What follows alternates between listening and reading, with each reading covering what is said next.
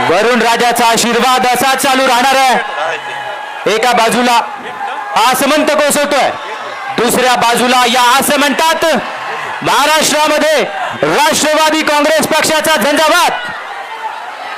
Rashtrawadi Congress party महाराष्ट्राचा रत्नजरीत मुकुट आहे आणि आपल्या सर्वांच्या काळजाचा अजितदादा एक तुकडा आहे। राष्ट्रवादी काँग्रेस पक्षाचा एकच वादा, एकच वादा, अजितदादा तुम आगे बढ़ो। आजच्या जनसन्मान रॅलीला उपस्थित असणारे प्रफुल्लभाई भुजबळ साहेब, सुनील तटकरेजी, धनंजय मुंडेजी, बाबा सिद्दीकीजी, सर्व राष्ट्रवादी काँग्रेस पक्षाचे सन्माननीय पदाधिकारी, सर्व खासदार, सर्व आमदार, सर्व उपस्थित असणारे माझे विधिमंडळातील सहकारी, राष्ट्रवादीचे सर्व पदाधिकारी, आजच्या या जनसन्मान रॅलीला उपस्थित असणारे माझे बंधू भगिनी, पत्रकार मित्र आणि तरुण मित्रांनो, मला वाटलं नव्हतं की आज पाऊस येईल, परंतु पावसाने थोडासा आपला हिरमोड केला, परंतु वरुण राजांनी देखील आपल्यावर वर्षाव केलेला आहे, आपल्याला पाठिंबा दिलेला आहे असं समजायला काही हरकत नाही। मित्रांनो, लोकसभेच्या निवडणुकीच्या निकालाच्या नंतर मी पहिल्यांदाच आपल्या सगळ्यांच्या समोर इथं उभा आहे आणि मला आपल्याला एकच सांगायचं आहे की मी आपल्या सगळ्यांच्या समोर एक विकास आणि गरीब लोकांना मदत करण्याच्या हेतूने उभा आहे। संपूर्ण राज्यामध्ये विधानसभेच्या निवडणुकीच्या निमित्तानं कानाकोपऱ्यामध्ये जाऊन आम्ही हाच विचार सर्व जनतेला सांगण्याचा प्रयत्न करणार आहे। तुम्ही पहा, मी जो मधल्या काळामध्ये निर्णय घेतला, तो निर्णय घेतलेला असताना काहींनी थोडंसं वेगवेगळ्या प्रकारचं मत व्यक्त केलं, परंतु राष्ट्रवादी काँग्रेस पक्षाच्या असंख्य आमदारांनी विकासाच्या करता तो मुद्दा, विकासाच्या करता तो निर्णय हा घेतलेला होता आणि ते चित्र तुम्हाला सगळ्यांना पाहायला मिळालं। लोकसभेच्या निवडणुकीच्या निमित्तानं आपल्याला थोडं अपयश आलं, परंतु मी कार्यकर्त्यांना सांगेन, जनतेला सांगेन, अपयश आलं म्हणून खचून जायचं नसतं आणि कालच्या विधान परिषदेच्या निवडणुकीमध्ये 9 आमदार आपले निवडून आले म्हणून हुरळून पण जायचं नसतं। यश पण पचायला शिकलं पाहिजे आणि अपयश आलं तरी खचून न जाता मोठ्या नव्या उमेदीनं लोकांच्या समोर जाण्याच्या करता आपण तयारी ठेवली पाहिजे आणि तीच तयारी मी आणि माझ्या सगळ्या सहकारी मित्रांनी ठेवलेली आहे। तुम्ही पाहा, कालच्या निवडणुकीमध्ये शिवाजीराव गर्जे असंख्य वर्ष तुमच्या माझ्या राष्ट्रवादी काँग्रेस पक्षामध्ये एक कार्यकर्ता म्हणून काम करणारे, सगळ्यांना आलेल्या गेलेल्यांचं जे काही अडीअडचणी आहेत ते समजून घेणारे, ते आम्हा लोकांच्या कानावर घालणारे, अशा पद्धतीनं जे शिवाजीराव गर्जे होते, अनेक वर्ष आमच्या सगळ्यांच्या मनात होतं की त्यांना संधी मिळाली पाहिजे, परंतु काही ना काही अडचणी येत होत्या। काल मात्र राष्ट्रवादी काँग्रेस पक्षाने शिवाजीराव गर्जेंना आमदार करण्याचं काम केलं, सगळ्यांनी आशीर्वाद देण्याचं काम केलं। दुसरा एक तरुण सहकारी आपला परभणीचा राजेश विटेकर, की ज्याला आपण लोकसभेची उमेदवारी देणार होतो, परंतु काही कारणाने आपण तिथं जरा थांबलो। आपल्यातले सहकारी महादेव जानकरांना ती उमेदवारी दिली आणि त्यावेळेस पहिल्या सभेमध्ये मी सांगितलेलं होतं की राजेश, 6 महिन्याच्या आत राष्ट्रवादी काँग्रेस पक्ष तुला आमदार केल्याशिवाय गप्प बसणार नाही आणि तो निर्णय आपण कालच्या निवडणुकीच्या निमित्तानं उभ्या महाराष्ट्राला दाखवून दिला। आपण शब्दाचे पक्के आहोत, जो आपला वादा असतो तो वादा आपला पक्का असतो, हे महाराष्ट्राला माहिती आहे।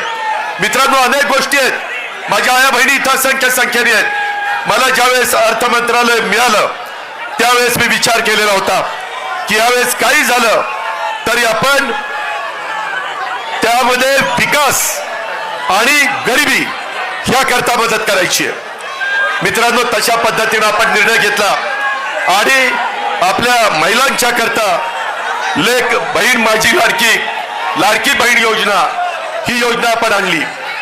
काही विरोधकांनी आमच्यावर टीका केली, माझ्याबद्दल काही वेडेवाकडे बोलले, परंतु त्याला मी फार महत्व दिलं नाही, कारण मला जाणीव होती, मला खात्री होती महायुतीच्या वतीनं एकनाथराव शिंदे असतील, देवेंद्र फडणवीस असेल, मी असेल किंवा माझे सगळे सहकारी असतील, आपण ती योजना चांगल्या प्रकारे राबवू शकतो हा एक विश्वास मला होता. का तर त्याच्यात माझ्या गरीब महिलेला मला मदत करायची होती, माझ्या मातेला मला मदत करायची होती, माझ्या मुलीला मला मदत करायची होती. आणि तशा पद्धतीचं काम आपण 1 जुलै पासून सुरू केलेलं आहे.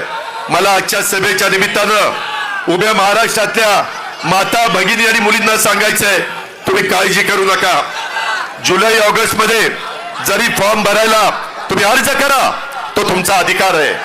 तो अर्ज केल्यानंतर तो अर्ज वेळेमध्ये कसा मंजूर होईल याबद्दलची खबरदारी आम्ही घेऊ, त्याबद्दलची काळजी आम्ही घेऊ. मागाशी माझ्या काही महिला म्हणाल्या की अजित पवार ह्याच्यामध्ये काही त्रुटी होत्या, आम्ही त्याच्याकरता रेशन शिधाव कार्ड वाटप कार्ड आपण त्यामध्ये मंजूर केलं, आपण पिवळं रेशन कार्ड आपण मंजूर केलं, भगवं रेशन कार्ड मंजूर केलं.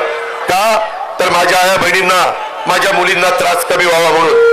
मी महाराष्ट्राला सांगू इच्छितो की या योजनेच्या करता आमचा अंदाज आहे चांद्यापासून बांद्यापर्यंत 2.5 कोटी महिलांना दर महिन्याला 1,500 रुपये मिळणार, दर महिन्याला. म्हणजे 2 महिन्याचे पैसे. ऑक्टोबर मध्येच भाऊबीज रक्षाबंधन आहे, राखी पौर्णिमा 19 तारखेला, साधारण त्यावेळेस त्या माझ्या भगिनीच्या खात्यावर बँकेत 3,000 रुपये देण्याचा निर्णय आपण घेतलेला आहे. काळजी करू नका. माझी दुसरी एक विनंती आहे, काही माझ्या युतीचे सहकारी म्हणाले की जी सभा होतीये त्याच्यामध्ये राष्ट्रवादी काँग्रेस पक्षाचं सगळं दिसतंय, परंतु ही राष्ट्रवादी काँग्रेस पक्षाची सभा आहे. पुढे आमच्या विभागामध्ये युतीच्या सभा होणार आहेत, ज्याला एकनाथराव शिंदे शिवसेना असेल, ज्याच्यात देवेंद्र फडणवीस भाजप असेल, ज्याच्यात अजित पवार आणि त्यांचे राष्ट्रवादी काँग्रेसचे सगळे सहकारी असतील, अशी महायुतीची आणि त्यांच्या मित्रपक्षांच्या सभा प्रत्येक विभागामध्ये होणार आहे, प्रत्येक जिल्ह्यामध्ये होणार आहे. त्याच्यामुळं या सभेचा आणि त्याचा अर्थार्थी संबंध नाही. हे राष्ट्रवादी काँग्रेस पक्षाने जनसन्मान रॅली सुरू केलेली आहे. ती रॅली सुरू करत असताना आम्ही कुणालाही वंचित ठेवलेलं नाहीये. आज मी सकाळी माझ्या काही महिलांचे अर्ज पंचायत समिती बारामतीमध्ये स्वीकारायला गेलो. त्याच्यामध्ये एक म्हणाली, दादा तुम्ही त्याच्यामध्ये सांगितलंय 4 चाकी वाहन असल्यावर त्यांना मिळणार नाही. म्हणलं ट्रॅक्टर असला तरी त्यांना मिळणार. पण ते म्हणले की दादा माझा नवरा ड्रायव्हर आहे आणि तो रात्री गाडी घेऊन माझ्या घरी येतो आणि त्याच्यामुळे ती गाडी तर आमचीच समजतील आणि मग 4 चाकी वाहन आमची काय चूक आहे. मी तमाम माझ्या ड्रायव्हर लोकांना महाराष्ट्रातल्या सांगतो, त्यांच्या सगळ्या पत्नींना सांगतो, भगिनी वर्गाला सांगतो, मुलींना सांगतो, काळजी करू नका. ज्यांच्या स्वतःच्या नावावर गाडी आहे अशांना त्याच्यामध्ये धरलं जाणार नाही. जे ड्रायव्हिंग करतात त्यांना त्याच्यामध्ये धरलं जाणार आहे. 2.5 लाखापर्यंत उत्पन्न असणाऱ्या सगळ्या माझ्या आया बहिणींना आणि मुलींना त्यामध्ये धरलं जाणार आहे. आपण अजिबात काळजी करू नका. एवढ्यावरच आपण थांबलेलो नाही. आपण 3 गॅस सिलेंडर वर्षाला, त्याचेही पैसे माझ्या बहिणीच्या अकाउंटला, माझ्या मुलीच्या अकाउंटला, माझ्या मातेच्या अकाउंटला जाणार आहे. उत्पन्न मर्यादित असलं पाहिजे 2.5 लाखाच्या आत. मित्रांनो, मी महाराष्ट्राचा विचार केला तसाच मी बारामतीचा विचार केला. बारामतीमध्ये साधारण वर्षाला माझ्या आया बहिणींना आणि मुलींना 180 कोटी रुपये वर्षाला मिळणार आहेत. किती? 180 कोटी. आणि कमी जास्त तालुके आहेत, काही तालुके लहान आहेत, तिथे 150 कोटी मिळतील वर्षाला. काही ठिकाणी माझी लाडकी बहीण योजनेमध्ये कमी पैसे 125 कोटी मिळतील लोकसंख्येचा विचार करता. परंतु ह्या सगळ्या राज्याला मिळून 46,000 कोटी रुपये वर्षाला मिळणार. किती? 46,000 कोटी. काही काही राज्यांची बजेट एवढी नाहीये. आपण तेवढं माझी महिला सक्षम व्हावी, माझी महिला आत्मनिर्भर व्हावी, तिला एक विश्वास वाटावा की मला माझ्या घरच्या पुरुष मंडळींवर अवलंबून राहावं लागत नाही. मला काही का होईना वर्षाला 18,000 रुपये देण्याचं काम या महायुतीच्या सरकारने केलेलं आहे. मी सगळ्यांना हेही सांगतो, हे सातत्य आपल्याला टिकवायचं आहे. पण त्याकरता महाराष्ट्रातल्या जनतेला एक विचार करावा लागणार आहे की पुढे येणाऱ्या विधानसभेमध्ये देखील महायुतीला आपल्याला निवडून द्यायचं आहे तर आपली योजना पुढे कायमची चालणार आहे, तर आपल्याला कायमचे पैसे मिळणार आहेत. हौसे नवसे गवसे येतील, काही सांगण्याचा प्रयत्न करतील, त्यांच्यावर विश्वास ठेवू नका. हा अजितदादा शब्दाचा पक्का आहे, त्यामध्ये कुठं बदलणार नाही, ही पण गोष्ट आपण लक्षात ठेवा. आणि मी फक्त आमच्या महिलांना नाही दिलं, मी गरिबांना द्यायचा प्रयत्न केलाय, विकासाला पैसा देण्याचा प्रयत्न केलाय. मुख्यमंत्री उपमुख्यमंत्री माझ्या जोडीला होते, आम्ही कुणालाही तसं वंचित ठेवलेलं नाही. माझा शेतकरी सतत मला म्हणायचा, दादा आम्हाला 3चं लाईटचं बिल भरता येत नाही, 5चं लाईटचं बिल भरता येत नाही, फार अडचण होती, होळाताण होती, 7.5चं बिल भरता येत नाही. आमच्या मनात होतं, सगळे मंत्री आमदार मला सांगायचे की एकदा निर्णय घ्या, शेवटी वेळ यावी लागते, आणि ती वेळ त्या अर्थसंकल्पामध्ये आली. आपण 44 लाख शेतकऱ्यांना 14,000 कोटी रुपये माफ करून टाकले.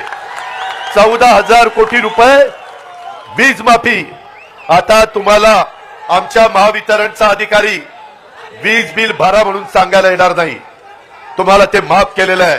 आता काळ्या आईची सेवा चांगली करा, चांगल्या प्रकारे पिकं काढा, धान्य काढा, फळं भाजीपाला जे काही तुम्हाला पिकवायचं ते पिकवा.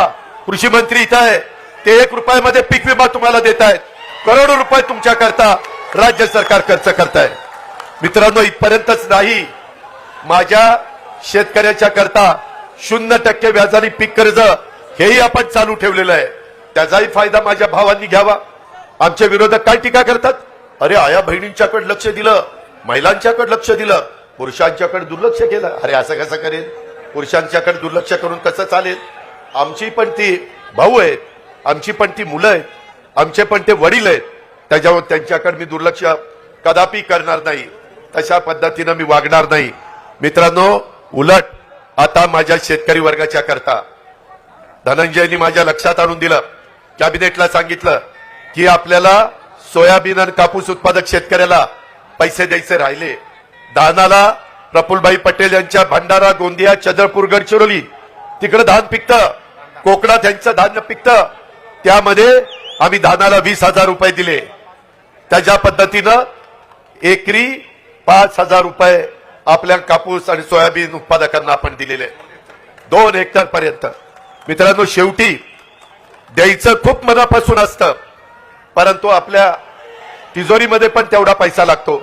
विकास पण साधला पाहिजे, विकासाला कुठं अडथळा येता कामा नये. कालच देशाचे पंतप्रधान आले, अरे तो दम विधानसभेपर्यंत टिकवा ना, जरा थांबा. त्यामध्ये मला तुम्हाला सांगायचं आहे, काल पंतप्रधान, मुख्यमंत्री, दोन्ही उपमुख्यमंत्री, काही मंत्रीगण 29,500 कोटीची कामं मुंबई सारख्या ठिकाणी आपण सुरू केली. भूमिपूजन आणि उद्घाटन, करोडो रुपयाची कामं चाललेली आहेत. मित्रांनो, आज पावसामुळे थोडीशी त्याच्यामध्ये अडथळा आला आणि त्यामुळे काही लोकांची भाषणं राहिली. मी परत सुपा परगणा, शिरसुपा परगणा आणि माझा लोणी बापकर आणि तो सगळा तिकडचा भाग, ह्या भागाच्या करता देखील आपण चांगल्या प्रकारची योजना ही जनाई शिरसाईला तर चांगल्या प्रकारचं पुनरुज्जीवन करण्याचा निर्णय आपण घेतलेलाच आहे. परंतु मधला जो टापू आहे त्याला पाण्याची गरज होती, तिथं देखील पाण्याची व्यवस्था केली. परंतु सगळ्यांना सांगून तो वेळ घेत नाही. तुम्ही माझ्या शब्दावर विश्वास ठेवा, मी त्या बाबतीमध्ये येईन आणि तिथं तुम्हाला त्याचा काय काय योजना, बजेटमध्ये किती तरतूद केली, काय केले, ते सगळं तुम्हाला सांगेन. तुम्ही काळजी करू नका. मित्रांनो, तुम्हाला एक सांगायचं आहे, विकास आणि गरिबीचा विचार करत असताना मी माझ्या भावंडांचा दुधाचा विचार केला. माझ्याही तालुक्यामध्ये दूध आहे, माझ्या पुणे जिल्ह्यात आहे, सोलापूरला आहे, नगरला आहे, माझ्या कोल्हापूरला आहे, सांगलीला आहे, सातारला आहे, माझ्या मराठवाड्यामध्ये बीडला आहे. सगळ्या भागामध्ये दूध उत्पादक शेतकरी आहे. त्यांच्याकरता 5 रुपये लिटरला पुन्हा दुधाचे भाव जोपर्यंत कमी आहेत तोपर्यंत कायम 5 रुपये अनुदान देण्याचा निर्णय आम्ही घेतलेला आहे. तेवढ्यावर थांबलो नाही. दुधाची पावडर मोठी आहे, शिल्लक आहे, ती परदेशामध्ये पाठवायला 30 रुपये किलो आपण अनुदान दिलेलं आहे. महायुतीने तो निर्णय घेतला, म्हणजे भावंडांच्या करता देखील आपण निर्णय घेतोय. मी सुरुवातीलाच तुम्हाला सांगितलं, गरीब, ह्या गरीबाकरता आपल्याला मदत करायची. ह्या गरीबाला आपल्याला इतरांच्या बरोबर आणायचंय, त्यांची परिस्थिती चांगली करायची, त्यांचं पर कॅपिटा उत्पन्न वाढवायचं आहे. उद्या एवढे 1000 कोटी रुपये मार्केटला आल्यानंतर छोटी मोठी दुकानं चालणार आहेत, किराणा मालाची दुकानं चालणार आहेत, माझ्या आया बहिणीला, माझ्या मुलीला जे काही खरेदी करायचं ते दुकान चालणार आहे. आणि एवढा पैसा हा ग्रामीण भागात आणि शहरी भागामध्ये चालणार आहे. हा निर्णय हा महायुती सरकार घेऊ शकतं. हा निर्णय आपण लोकांनी घेतलेला आहे. एवढ्यावरच आपण थांबलो नाही. शिवशाहू फुले आंबेडकरांची विचारधारा मी सातत्याने तुम्हाला सांगतोय.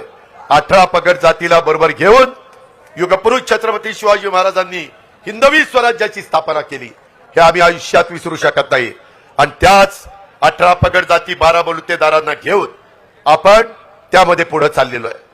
ह्या योजना आहेत आया बहिणींनो, ह्या सर्व जाती धर्माला, मागासवर्गीय, आदिवासी, माझे मुस्लिम, माझा ओबीसी, माझा भटक्या महिला, भटक्या समाजामध्ये मोडणाऱ्या, सर्वसाधारण समाजामध्ये मोडलेल्या सगळ्या जाती धर्माच्या महिलांच्या, मुलींच्या आणि मातांच्या करता ही योजना आहे. अट एवढीच आहे, 2.5 लाखाच्या आतमध्ये उत्पन्न पाहिजे. मला एक तुम्हाला सगळ्यांना सांगायचं आहे, ह्या सभेच्या निमित्तानं राज्यातल्या जनतेला सांगायचं आहे, बाबांनो, पाठीमागच्या काळात लोकसभेला काही वेगळ्या पद्धतीचं वातावरण तयार करण्याचा प्रयत्न झाला. आम्ही विकासाचं बोलत होतो, परंतु विकासावर आमच्यावर कुणीच बोललं नाही, कुणी टीका केली नाही. आम्ही गरिबीच्या बद्दल बोलत होतो, आमचे वेगवेगळे लाभार्थींना लाभ देण्याच्या बद्दल बोलत होतो. त्या सगळ्याला बाजूला ठेवून कारण नसताना घटनेचे शिल्पकार डॉक्टर बाबासाहेब आंबेडकर, अहो ज्यांनी तुमच्या माझ्या देशाला घटना दिली, संविधान दिलं, आज जगामध्ये बाबासाहेबांचं कौतुक होत आहे. जगातला अतिशय मोठा पुतळा, जगाला हेवा वाटावा असा पुतळा आपण इंदू मिलच्या जागेवर 14 एकर जागेमध्ये करतोय. एवढाच चांगला पुतळ्याचं काम, स्मारकाचं काम पुढच्या पिढ्यानपिढ्या घटनेचे शिल्पकार डॉक्टर बाबासाहेब आंबेडकरची विचार, त्यांची विचारधारा प्रत्येकाच्या पर्यंत पोहोचली पाहिजे. त्यांचं संविधान, त्यांची घटना, त्याचा आदर आपण सगळ्यांनी केला पाहिजे. ही आमची भूमिका, तीच पंतप्रधानांनी मांडली. आम्ही संविधान दिन साजरा सुरू केला आणि आमच्या मागासवर्गीय समाजामध्ये आणि आदिवासी समाजामध्ये अरे हे 400 पार झाल्यावर घटना बदलतील, संविधान बदलतील, आपलं आरक्षण काढतील. किती खोटं बोलले, किती रेटून पण खोटं बोल, अशा प्रकारची गोष्ट या लोकांनी केली. माझ्या मुस्लिम बांधवांना पण काही चुकीचं सांगण्याचा प्रयत्न केला. मित्रांनो, आम्ही महायुतीच्या सरकारमध्ये काम करतोय. मी आपल्याला सगळ्यांना विश्वास देऊ इच्छितो की तुमच्या माझ्या महाराष्ट्रामध्ये शाहू फुले आंबेडकरांच्या शिवछत्रपतींच्या महाराष्ट्रात काम करत असताना कुठल्याही जाती धर्माच्या महिलेवर, पुरुषावर, मुलावर, मुलीवर, मातेवर, वयस्कर माणसावर अन्याय होणार नाही, याबद्दलची खबरदारी आम्ही घेऊ. तशा प्रकारचा शब्द आजच्या सभेच्या निमित्तानं महाराष्ट्रातल्या जनतेला मला द्यायचा आहे. तुम्ही अजिबात काळजी करू नका, आम्ही खोटं बोलणार नाही, आम्हाला तशा पद्धतीनं वागायचं नाही. सत्ता येते, सत्ता जाते, सत्तेला आपापलेले आम्ही नाहीये. त्याच्यामध्ये मी नेहमी सांगतो, ताम्रपट घेऊन कुणी जन्माला आलेलं नाहीये, परंतु मिळालेल्या सत्तेचा वापर, पदाचा वापर हा गरिबाकरता झाला पाहिजे, हा माझ्या शेतकऱ्याकरता झाला पाहिजे, हा माझ्या महिलेकरता झाला पाहिजे. मला माझ्या शेतकऱ्यांना सांगायचंय, कालच मी अमितभाईंना भेटलो, त्याच्यामध्ये प्रफुल्लभाई होते, तटकरे साहेब होते. त्यांना सांगितलं की एमएसपी आपली साखरेची बरेच वर्ष वाढली नाही, एफआरपी वाढली, ती वाढलीच पाहिजे, पण तो एमएसपी नाही वाढली. मगाशी केशवराव इथं बसलेले मी बघितले आहेत तिथं, त्या सगळ्यांनी मला, केशवरावनी, प्रशांतनी, त्याच्यामध्ये पुरुषोत्तम दादांनी, अनेक कारखान्याच्या चेअरमननी सांगितलं की दादा ह्याच्यातनं मार्ग काढा. आम्ही अमितभाईंना म्हणलं, अमितभाई एमएसपी वाढवायला पाहिजे. ते म्हणले काळजी करू नका, तुम्ही माझ्याकडे निवेदन द्या. लेखी निवेदन त्यांनी मागितलेलं आहे, मी उद्याच ते निवेदन पाठवणार आहे. ते म्हणाले की मी 20 तारखेला 21 तारखेला जिल्ह्याच्या दौऱ्यावर पुण्याच्या येणार आहे. हसन मुश्रीफ साहेबांनी पण तिथं जसा तुमच्या बारामतीमध्ये 1000 कोटीचा हॉस्पिटल पुण्यश्लोक अहिल्यादेवी होळकरांच्या नावाने आपण काढलेलं आहे, तशा पद्धतीनं कोल्हापूरला पण एक चांगल्या प्रकारचं हॉस्पिटल, ह्याचं भूमिपूजन, त्यांची बँक आहे, त्यांची इमारतीचं उद्घाटन. परंतु अमितभाई म्हणाले मी जरूर कार्यक्रम हसन मुश्रीफांचा स्वीकारीन, परंतु त्या दिवशी 10,000 झाडं लावायचा कार्यक्रम झाला पाहिजे. 10,000 रोपं तिथं लावायचा कार्यक्रम झाला पाहिजे. मगाशी कोणीतरी बोललं की बाबा शेवटी पाऊसकाळ चांगला होण्याच्या करता झाडाची गरज आहे. पुढची पिढी आपल्याला माफ करणार नाही आपण चुकीचं केलं तर, आपण कमी पडलो तर. त्या प्रकारचं काम आता आम्ही सगळ्यांनी सुरू केलेलं आहे. तुम्ही बघताय मी तर अतिशय झाडं मोठ्या प्रमाणावर लावणारा एक कार्यकर्ता आहे. हे महाराष्ट्राने बघितलंय, जिल्ह्यांनी बघितलंय, तालुक्यांनी बघितलंय. अशा पद्धतीनं त्या कार्यक्रमाला ते येणार आहेत. त्यावेळेस मी कांदा माझ्या उत्पादक शेतकऱ्यांच्या करता पण सांगितलं की कांदा निर्यात बंदी आता अजिबात करायची नाही. त्यांनी सांगितलं ठीक आहे, परंतु काही जण चुकीच्या बातम्या सोडतात. 2 दिवसापूर्वी टीव्ही वाल्यांची बातमी चालली, कांदा परदेशातनं आयात करताय. कांदा आयात केलेला नाही, दुधाची पावडर आयात केलेली नाही. आम्ही सगळ्यांनी ही गोष्ट सांगितलेली आहे. जसं शहरी भागातल्या लोकांना परवडलं पाहिजे, तसं माझ्या उत्पादन करणारा शेतकरी त्यालाही परवडलं पाहिजे, त्याचाही प्रपंच चालला पाहिजे, त्यालाही 2 पैसे मिळाले तर तो त्याच्या कुटुंबाचा चांगल्या प्रकारचा विचार करेल. आत्महत्येपासून मला माझ्या महाराष्ट्रातल्या शेतकऱ्याला मागं खेचायचंय, त्याला सगळ्या सुविधा द्यायच्यात. तुम्ही घाबरू नका, राज्य सरकार तुमच्या पाठीशी आहे. केंद्र सरकारच्या कोट्यवधी रुपयाच्या योजना आपण तिथं आणण्याच्या करता कुठं कमी पडणार नाही. काल देशाच्या पंतप्रधानांनी पण सांगितलं, जसं देशाची आर्थिक राजधानी मुंबई आहे तसं आता जगाची आर्थिक राजधानी मुंबई करण्याच्या करता आपण सगळेजण एकमेकाला मदत करू. ही भूमिका पंतप्रधानांनी मांडलेली आहे. मित्रांनो, कृपा करा आणि कुठेही आपण चुकीच्या प्रचारावर नरेटिव्ह जो काही सेट करण्याचा प्रयत्न करतात, खोटं सांगण्याचा प्रयत्न करतात, ह्या गोष्टीवर विश्वास ठेवू नका. मला अशाच माझ्या भगिनी भेटायच्या, म्हणायच्या दादा हे तुम्हाला पटतं का? म्हणलं काय, मागासवर्गीय आणि आदिवासी समाजामध्ये गरिबी असते म्हणून त्यांच्या मुलांना मुलींना तुम्ही मोफत शिक्षण जे कॉलेजपर्यंत त्यांना जिथपर्यंत शिकायचं तेवढं देता. सगळा खर्च राज्य सरकार करतं. परंतु हे 2 समाज सोडून इतर जे समाज आहेत, ओबीसी आहे, सर्वसाधारण आहे, माझा मुस्लिम समाज आहे, माझा अल्पसंख्याक समाज आहे, ह्या सगळ्यांच्या मध्ये पण काही गरीब वर्ग आहे ना, त्यांच्या मुलींनी कसं शिकायचं? त्यांच्या आई वडिलांचं तर तेवढं उत्पन्न नाहीये आणि मग ते कसं त्यांचा खर्च करणार?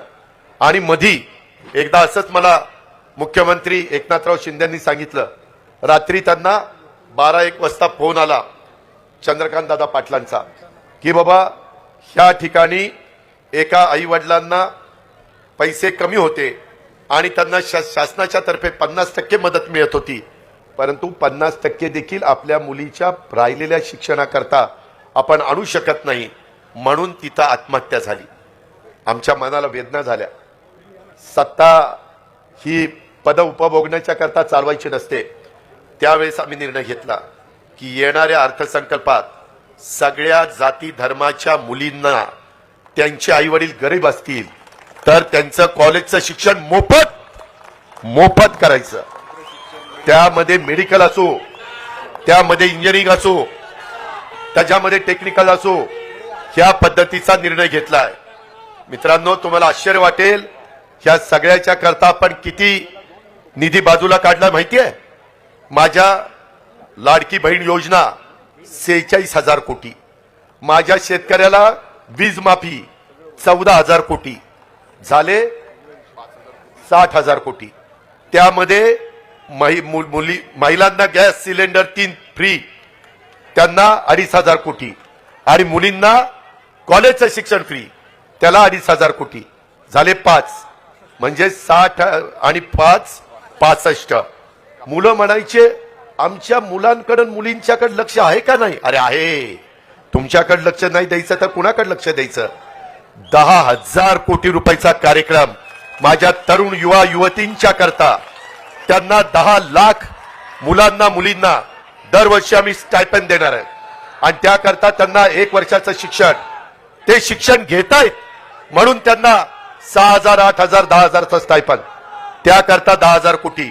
म्हणजे आम्ही आमच्या मुलांना मुलींना तरुण तरुणींना वाऱ्यावर सोडलं का? नाही सोडलं. असे 75,000 कोटी रुपये आपण राज्य सरकारच्या बजेटमधनं माझ्या महिलांना, माझ्या शेतकऱ्यांना, माझ्या मुलांना, माझ्या मुलींना, सगळ्यांना, सर्व घटकाला, आणि ह्याच्यामध्ये सगळ्या जाती धर्माचे आहेत. कुणी जर असं म्हटलं, अरे आमचं काय, अरे तुमचं पण आहे ना, तुम्ही कशाला न करताय? सगळ्यांच्या करताय का? तर विकास हा राष्ट्रवादी काँग्रेस पक्षाने डोळ्यासमोर ठेवलाय. का? तर गरिबी कमी करायचा कार्यक्रम हा राष्ट्रवादी काँग्रेस पक्षाने ठेवलाय. म्हणून या सगळ्या योजना आणलेल्या आहेत. मित्रांनो, आम्हाला याची सुरुवात सगळे नेतेगण म्हणाले की रविवारचा दिवस असला तरी आज आपण ती सुरुवात करू.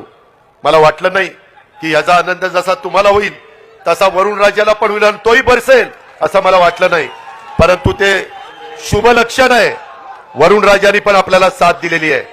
आता कार्यकर्त्यांनो, घोषणा देण्याच्या पेक्षा आपल्या आया बहिणींचा 2.5 लाखाच्या पेक्षा कमी उत्पन्न असणाऱ्यांचा अर्ज केलाय का? अधिकाऱ्यांच्या पर्यंत पोहोचलाय का? काही अजून अडचण असेल तर कुठल्याही राष्ट्रवादीच्या किंवा महायुतीच्या आमदारांना सांगा, कुठल्याही मंत्र्यांना आम्हाला सांगा, कुठल्याही आम्हा मुख्यमंत्री उपमुख्यमंत्र्यांना सांगा. आम्ही त्याच्यामध्ये लक्ष घालू. आम्ही त्यामध्ये खरोखरीच तो लाभ देण्याच्या करता ह्या योजना केलेल्या आहेत. त्याबद्दल आपण अजिबात गैरसमज करू नका. आरक्षणाच्या बाबतीमध्ये देखील आपण योग्य पद्धतीचा निर्णय घेतोय. त्याबद्दल पण कुठलीही शंका कुशंका मनामध्ये बाळगू नका. कुणावर अन्याय होणार नाही, परंतु ज्यांना मिळालं पाहिजे त्यांनाही तो लाभ देण्याच्या करता हे राज्य सरकार कटिबद्ध आहे, सकारात्मक आहे. ही पण बाब मला या सभेच्या निमित्तानं माझ्या महाराष्ट्राला सांगायची आहे, माझ्या तमाम कार्यकर्त्यांना सांगायची आहे. कार्यकर्त्यांनो, आज जनसन्मान रॅली निघालेली आहे. आता विधानसभेचं मतदान होईपर्यंत ही थांबणार नाही. आपल्याला सगळा महाराष्ट्र ढवळून काढायचा आहे. आपल्याला प्रत्येक जिल्हा ढवळून काढायचा आहे, प्रत्येक तालुका ढवळून काढायचा आहे. अनेक वेगवेगळ्या प्रकारच्या योजना ह्या आपण त्या बाबतीमध्ये करतोय. यंदा पाऊसकाळ चांगला आहे. काही ठिकाणी आम्हाला दुबार पेरणी करावी लागते. त्याकरता देखील जे काही युरिया असेल, डीएपी असेल, जी खतं असतील ती खताच्या करता, बियाणं चांगलं देण्याच्या करता आपले कृषी मंत्री त्या ठिकाणी लक्ष देऊन आहेत. कृषी मंत्री केंद्रीय जे शिवराजजी चव्हाण, त्यांची आणि धनंजयची चांगली ओळख आहे, माझी त्यांची चांगली ओळख आहे. त्यांनी पण मला सांगितलंय, दादा आता तुम्ही काळजी करू नका. त्यांनी त्यांच्या स्वतःच्या मध्य प्रदेशमध्ये, स्वतः प्रफुल्लभाईंना माहिती आहे, त्यांच्या जवळच मध्य प्रदेश आहे गोंदियाच्या, त्यांना विचारा. कृषीचा कार्यक्रम ते मुख्यमंत्री शिवराजसिंग चव्हाण असताना एवढा चांगला राबवला गेला की करोनाच्या काळामध्ये कृषीचा दर तिथं सगळ्यात चांगला देशात नंबर 1 होता. म्हणून देशाचे पंतप्रधान नरेंद्र मोदींनी त्यांच्याकडे कृषी विभागाची जबाबदारी दिलेली आहे. ते म्हणाले, आता शेतकऱ्यांनी काळजी करण्याचं कारण नाही. मला त्याच्यातले बारकावे माहिती आहेत, मला त्याच्यातल्या अडीअडचणी माहिती आहेत. मित्रांनो, भावनिक होऊ नका. इमोशनल होऊन प्रश्न सुटत नाही. प्रश्न सोडवण्याच्या करता रात्रंदिवस कष्ट करावे लागतात, काम करावं लागतं. विकासाचं ध्येय डोळ्यासमोर ठेवून पुढे जायचं असतं. बारामतीच्या परिसरामध्ये, पुणे जिल्ह्यामध्ये कसा विकास केलाय हे सांगायला काही कुणाला ज्योतिषाची गरज आहे असं मला वाटत नाही. मात्र तुम्ही एक गोष्ट लक्षात घ्या, ह्या सगळ्यांनी राष्ट्रवादी काँग्रेस पक्षाच्या राष्ट्रीय अध्यक्षपदाची जबाबदारी ही माझ्यावर त्या ठिकाणी सोपवलेली आहे. मला बारामती बघत बघत आपले 13 तालुके, आपलं पुणे आणि पिंपरी चिंचवड शहर, आपला महाराष्ट्र हा फिरायचा आहे. त्याच्यामुळे इथल्या माझ्या आया बहिणींनी, इथल्या माझ्या तरुण तरुणींनी, इथल्या माझ्या वडीलधाऱ्यांनी ती पण जबाबदारी चांगल्या पद्धतीनं पार पाडायची. हे कुणाच्या घरचं काम नाहीये, हे आपल्या सगळ्यांचं काम आहे. त्या कामामध्ये कुठं अजिबात कमी पडता कामा नये. आणि मी आपल्याला सगळ्यांना सांगेन की कुठल्याही परिस्थितीमध्ये जे डॉक्टर बाबासाहेब आंबेडकरांचे विचारधारा आपण पुढे घेऊन जात असताना त्यांच्या घटनेला आणि त्यांच्या संविधानाला जोपर्यंत आमच्या जीवात जीव आहे तोपर्यंत कुणी धक्का लावणार नाही. मी तर सगळ्या महाराष्ट्राला सांगितलंय, चंद्र आणि सूर्य जोपर्यंत आहेत तोपर्यंत संविधानाला कुणी धक्का लावू शकत नाही. तुम्ही विश्वास ठेवा, आम्ही शब्दाचे पक्के आहोत. आम्ही जो वादा करतो तो वादा पुराच करतो, हे पण आपण सगळ्यांना माहिती आहे. आणि असं असताना आपण गरिबांना एक चांगली त्यांची परिस्थिती निर्माण करायची आहे.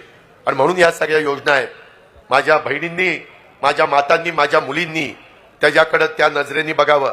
कुणी गैरसमज निर्माण करण्याचा प्रयत्न केला तर त्याला ठासून सांगा. तुम्ही काहीतरी आता चुकीचं सांगू नका. आमचा दादावर विश्वास आहे, महायुतीवर विश्वास आहे, आम्ही त्याचंच ऐकणार.